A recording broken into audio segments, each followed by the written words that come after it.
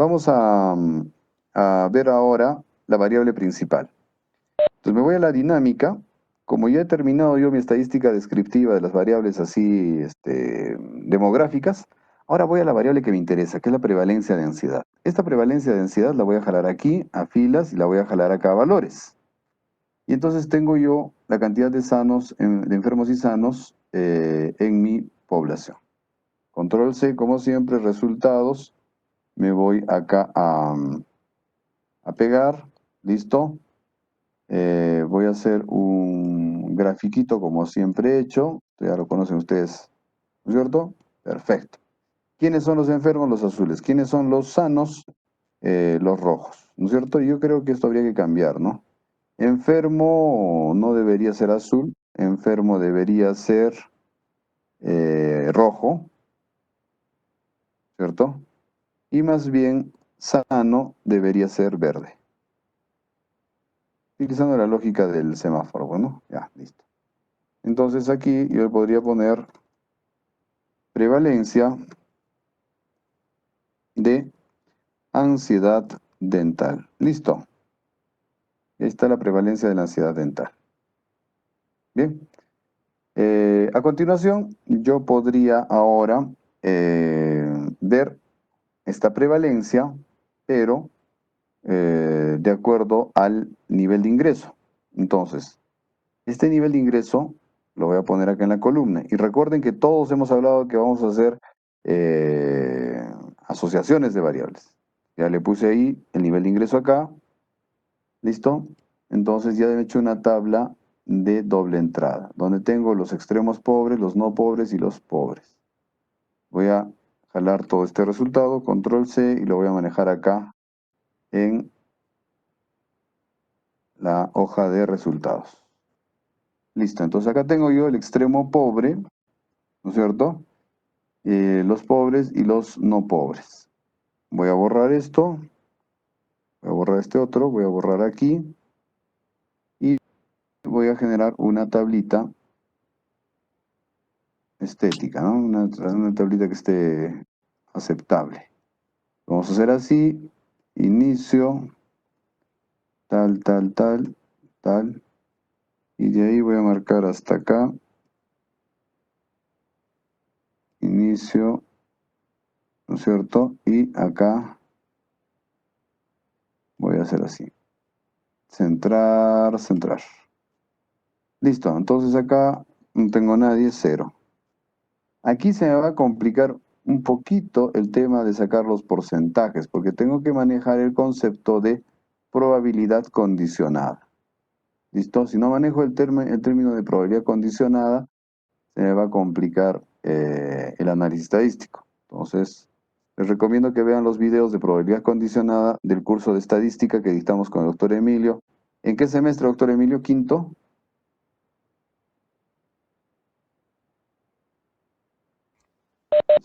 Doctor Emilio, ¿está por ahí? Sí, sí, ¿Quinto ciclo? creo que sí. Quinto ciclo, déjeme. Bien, entonces, esta tabla va a ser un poquito más compleja, como les decía.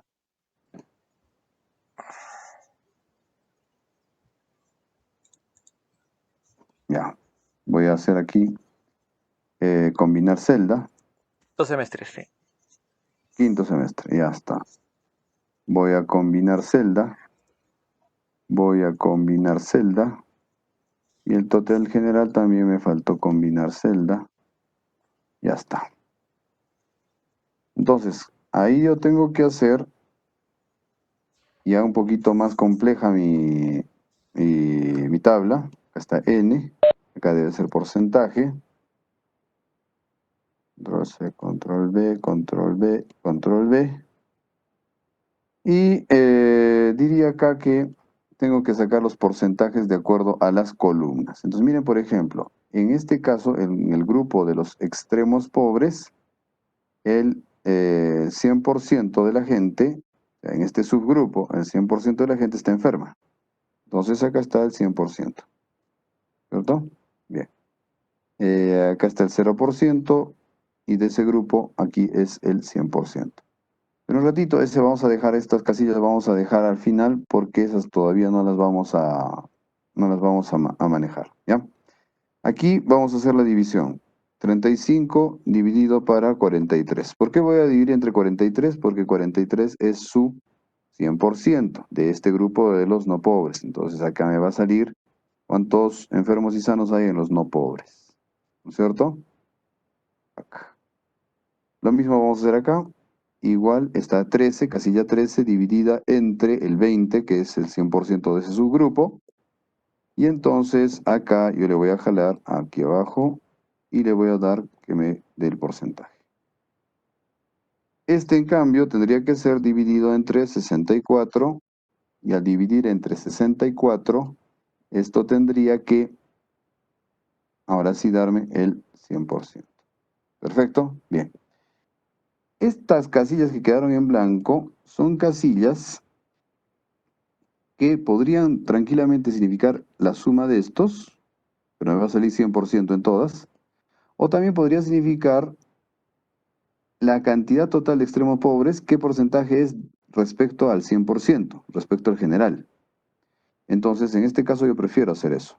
Para este caso, entonces divido 1 entre 64, que es el 100%. Este de acá, ¿no es cierto? Entonces tengo ese valor. Es el 2% de la población. Esto dividido entre 64. Listo. Y esto dividido entre 64. Listo. Entonces, como podrán ustedes apreciar, acá tengo este 43, perdón, este 2%, más este 67, más este 31, entre los tres me suman este 10%, 100%. Bien, ahora, esta tabla debe tener acá una prueba estadística, y la prueba estadística debe ser el chi cuadrado. Bien, para generar el chi cuadrado, yo necesito hacer otros artificios matemáticos previos que no es motivo de explicar en esta clase. Eso es parte de la clase de estadística de quinto semestre que también pueden revisar ahí. Bien, esta es la tabla más importante de su tesis, esta es la que comprueba su hipótesis, es la que dice si es que realmente el nivel de ingreso económico, en este caso, tiene que ver con estar enfermo o no de la ansiedad dental. ¿Listo? Hasta ahí en cuanto a esta tabla. Podemos parar la grabación, doctor Emilio. Bien, una de las competencias que se logra en el quinto ciclo es aprender la estadística y dentro de ello a calcular el chi cuadrado. En este caso, el chi cuadrado lo vamos a calcular mediante un programa estadístico que se llama el OpenEpi, que lo encontramos en internet. Nos vamos a Google, escribimos OpenEpi, le doy clic en OpenEpi menú y me va a abrir esta pantallita. En esta pantalla yo tengo que entrar a tabla fila por columna, tabla F por C, y me va a preguntar cuántas, introducir datos le doy, ¿no? ¿Cuántas columnas tengo? Tengo 3 columnas en este caso. ¿Y cuántas filas? Simplemente 2. Aceptar. Voy a mostrarles por qué. ¿Cuántas columnas? 1, 2, 3. ¿Cuántas filas? Enfermo y sano. ¿Listo? Bien. Entonces, me está diciendo que ponga el dato de la primera casilla, que es este de aquí. 1. 1. Siguiente dato, 35. 35. Siguiente dato, 13. 13. Segunda fila, 0. 8. 7.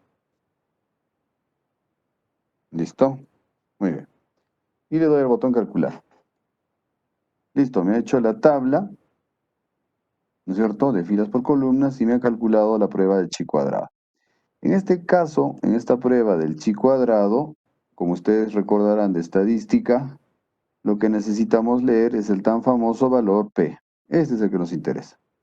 Bien, tendría que jalar yo este valor P a nuestra tabla y con ese valor P de nuestra tabla saber si es que esto es significativo o no. ¿Listo? Con eso estamos. Sin embargo, yo quisiera decirles que en este caso, porque tenemos una encuesta muy pequeñita, una encuesta que no tiene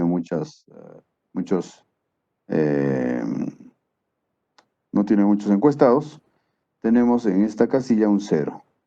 Al tener en esta casilla un 0, entonces esta tabla no cumple con los criterios para poder aplicar un chi cuadrado. ¿Ya? Entonces, estamos haciendo la explicación en una base de datos pequeñita, pues. Solo para cuestiones de la explicación vale esto, pero esto en realidad no vale para llegar a una conclusión de una hipótesis, dado que, como les decía, esta tabla tiene un 0 presente, por lo tanto, no va a cumplir con los criterios para que sean válidos estos datos para tomar una decisión estadística. Bien, suponiendo que sí fueran válidos, tendríamos que copiar este valor de chi cuadrado que es de 0.3079. Copiamos ese valor y lo pegamos en la parte inferior de la tabla. Acá, chi cuadrado. Perdón. Ahí tenemos que pegar.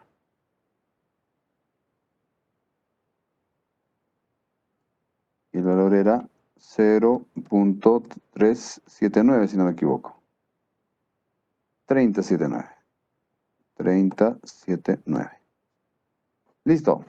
Así terminaría la tesis y así terminaría el análisis de esta variable. Yo quisiera adicionar acá una explicación. Quisiera poner una explicación breve, pero importante. Estas pruebas estadísticas se van a evaluar en función de un valor límite que se llama el valor P. Este valor P, si es que es mayor 0.05, entonces nos va a decir que los grupos son iguales. Y este valor P, si es que es menor, chiquitito,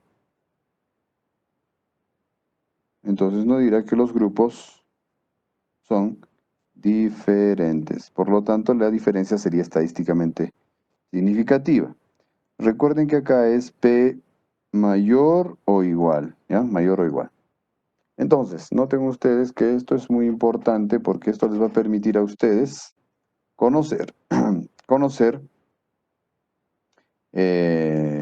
si es que se ha comprobado o no la hipótesis. En este caso, el valor P de 0.30 es muy grande. Siendo grande, entonces los grupos son iguales. Por lo tanto, si los grupos son iguales, lo que me está diciendo esta investigación y esta tabla es que el nivel de ingreso económico no afecta a la prevalencia de ansiedad. Es decir, que no está relacionado el nivel de ingreso con tener o no tener ansiedad. ¿Por qué?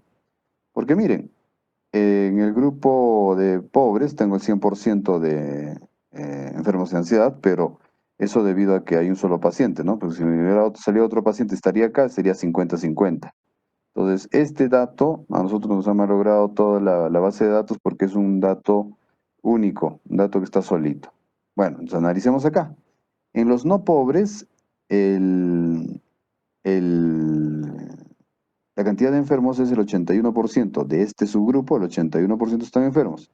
En cambio acá, el 65% están enfermos. Entonces, acá entre este y este, no hay una diferencia significativa. Esta diferencia entre 81% y 65% no es una estadística o no es una diferencia estadísticamente significativa para decir que el nivel de ingreso está afectando a la aparición de la ansiedad dental en estas personas. Bien, eso fue todo.